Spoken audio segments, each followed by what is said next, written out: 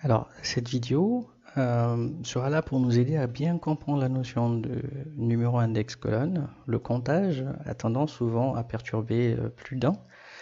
Le comptage ne se fait pas par rapport à la feuille en fait.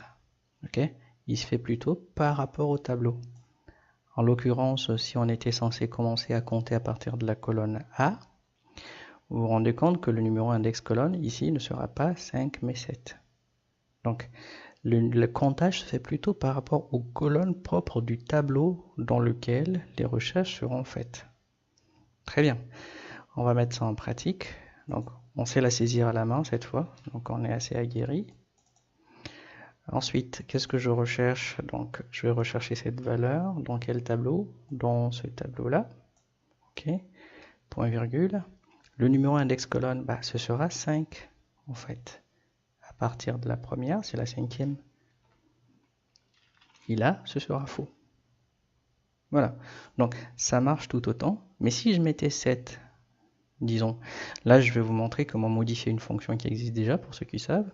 Au lieu de rentrer dans les paramètres, c'est possible, hein, c'est pas plus compliqué.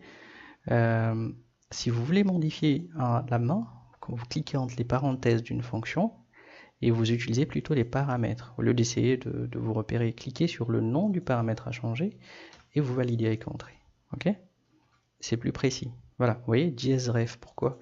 Parce qu'on a pris un tableau de 5 colonnes, et on lui dit de rapatrier une donnée de la 7e colonne, qui n'a pas de sens.